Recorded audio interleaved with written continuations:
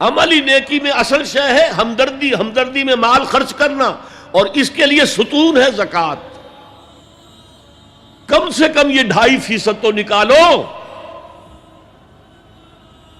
بوتل کا کارک تو کھل جائے، پھر اور بھی دو، اور بھی دو، اور بھی دو۔ یہ تو obligatory ہے، یہ تو فرض ہے، یہ تو لازم ہے۔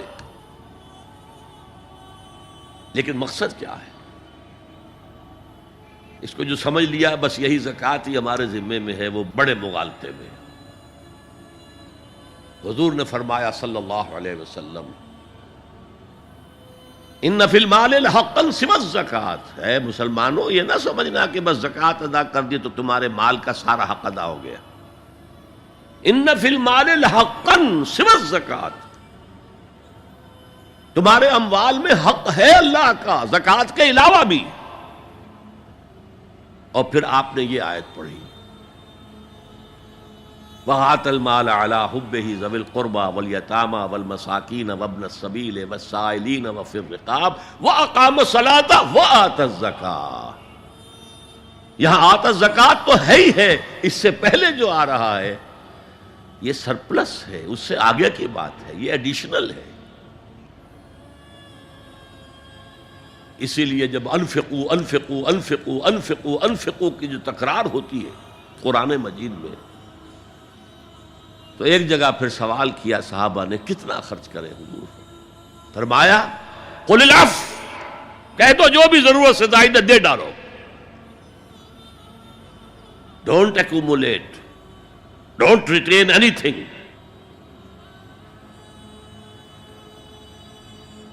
ایک بات آپ سے کہوں، آپ کچھ چونک جائیں گے، حضور نے کبھی زکوٰۃ دی؟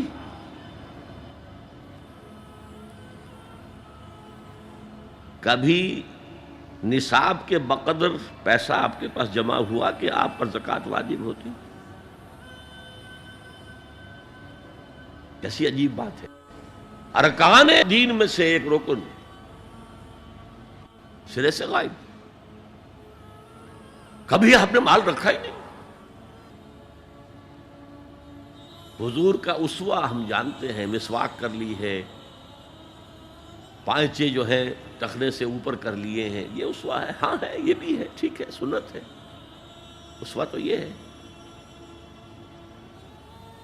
اور صرف آپ کا نہیں، جنہیں ہم کہتے ہیں فقراء صحابہ، ابو ہریرہ، ابو ذر، سلمان فارسی، علی رضی اللہ تعالی عنہم اجمعین، یہ فقراء صحابہ میں سے تھے، کبھی کچھ نہیں رکھا اپنے پاس۔ میں نے بتایا تھا آپ کو شاید کہ حضرت علی کی جب شادی ہو رہی تھی حضرت فاطمہ سے، کوئی مکان تھا ہی نہیں، کہاں لے کے جائیں؟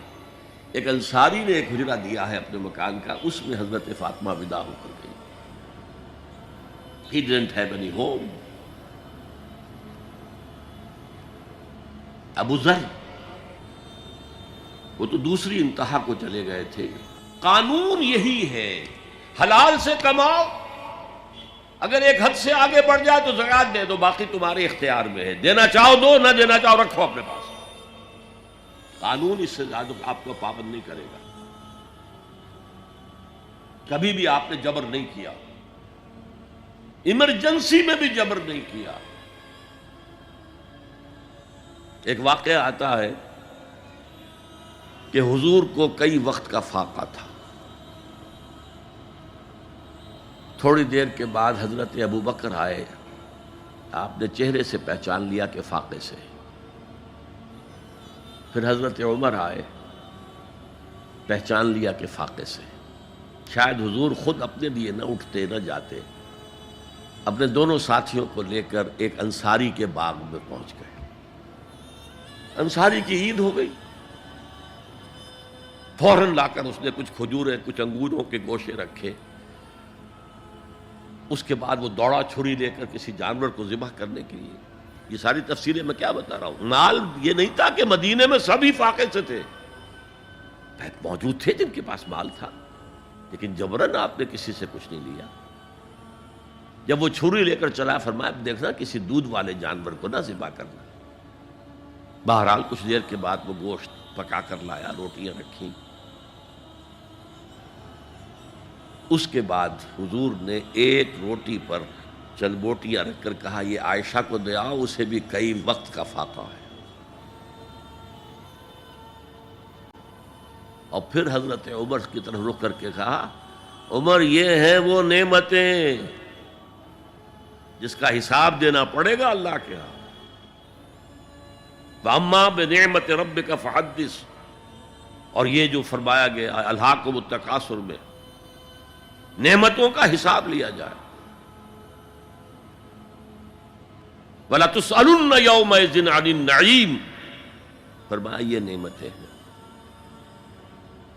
تو یہ ہے اصل میں انفاق کا معاملہ، آپ کے اس پر چھوڑ دیا گیا ہے۔ جتنا بھی آپ میں جذبہ ہے، جتنا بھی آخرت کا یقین ہے، اتنا ہی آپ پسند کریں گے کہ آخرت کے بینک میں جمع کرائیں، یہاں کے بینکوں میں کیوں جمع کرائیں؟ یہاں کتنا دے دیں گے آپ کو؟ 10%، 20%؟ وہاں 700% ملتا ہے۔ 700% نہیں، 7000، 700 گنا۔ Why to keep it in these banks؟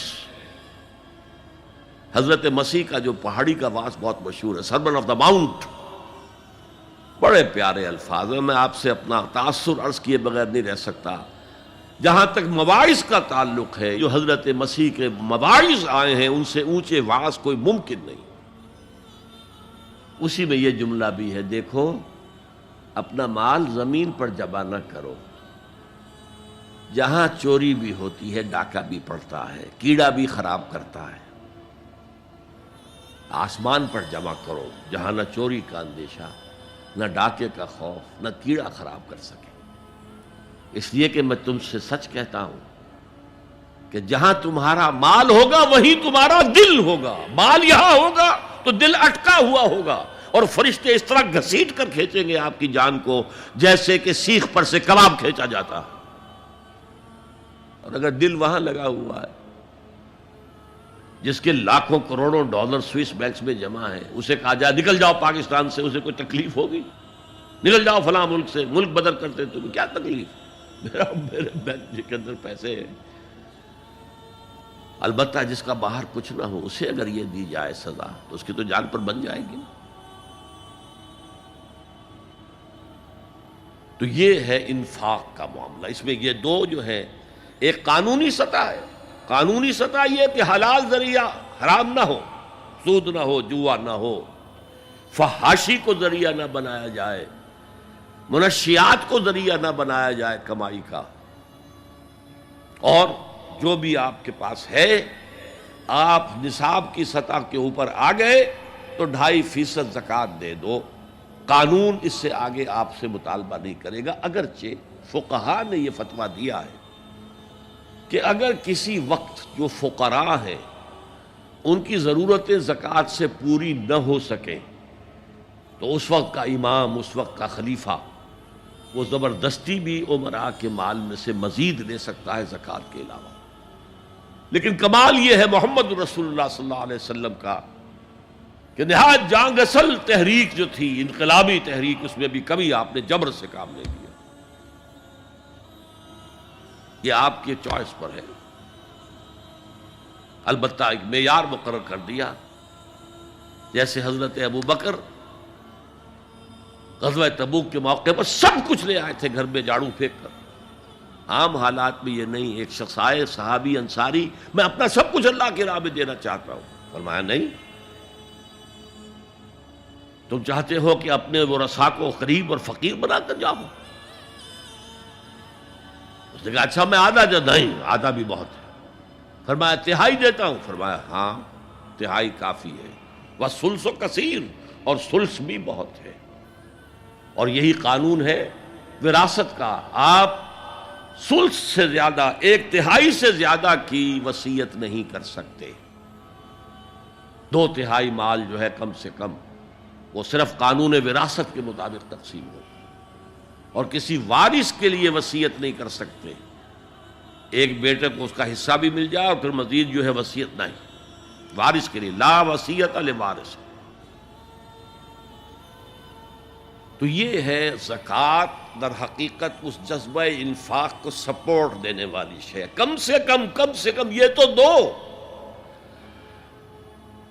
بوتل کا کارک کھل جائے گا تو مزید بھی نکل آئے گا اس میں سے.